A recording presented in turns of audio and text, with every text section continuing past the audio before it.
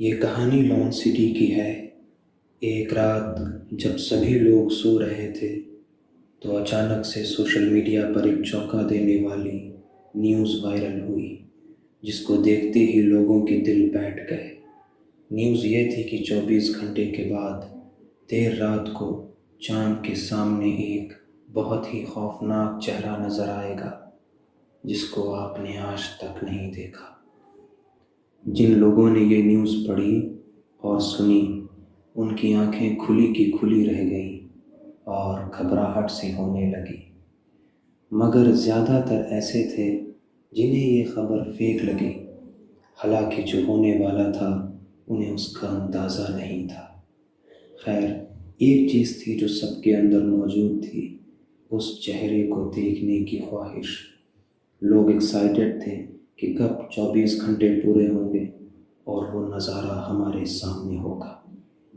ان سب کے بیچ ایک آدمی جس کا نام ایلیس تھا، اسے اس شہر کے لوگوں سے بہت چڑ ہونے لگی تھی۔ اسے ان سب کے بیچ نہیں رہنا تھا جو یہ خبر پھیلا رہے ہیں، اس لیے اس نے یہ فیصلہ لیا کہ وہ کل رات کو یہ شہر ہمیشہ کے لیے چھوڑ دے گا۔ خیر، وہ رات آ ہی جاتی ہے جس کا سب کو انتظار تھا۔ ٹھیک رات 10 بجے ایلیس اپنی کار میں بیٹھ کر اپنے گھر سے نکل جاتا ہے۔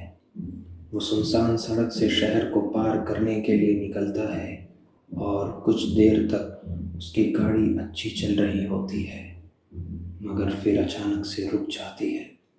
وہ اپنی کار کو بار بار سٹارٹ کرنے کی کوشش کرتا ہے، مگر اس کی کار سٹارٹ نہیں ہوتی ہے۔ آخر میں اسے اپنی کار کو اکیلا چھوڑ کر آگے بڑھنے کے سوا اور کوئی راستہ نہیں تھا۔ کچھ دوری پر ایک بستی تھی جہاں وہ کسی سے ہیلپ لے سکتا تھا۔ ادھر وہ ایک سنسان سڑک پر، جس کے دونوں طرف جنگل ہے، آگے بڑھ ہی رہا ہوتا ہے۔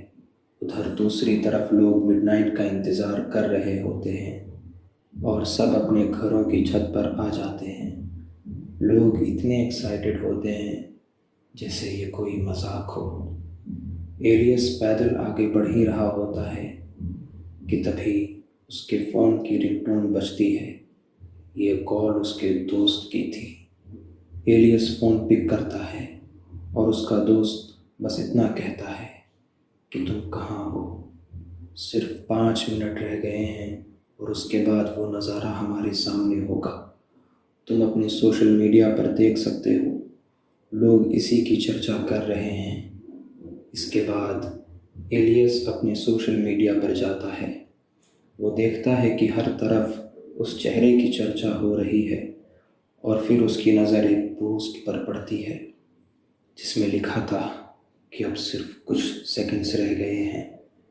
اس کے بعد ایلیس کے ہاتھوں سے فون گر جاتا ہے، اس کے ہاتھ کانپنے لگتے ہیں، اور پھر وہ ہوتا ہے جس خوفناک منظر کا سبھی کو انتظار تھا۔ ایلیس اپنی نظر چاند کی طرف اٹھاتا ہے، جس کے سامنے ابھی تک کوئی نہیں ہے، مگر پھر اچانک سے ایک چہرہ جو پوری طرح سے سیاہ ہے اور ہنس رہا ہے، وہ سامنے آ جاتا ہے۔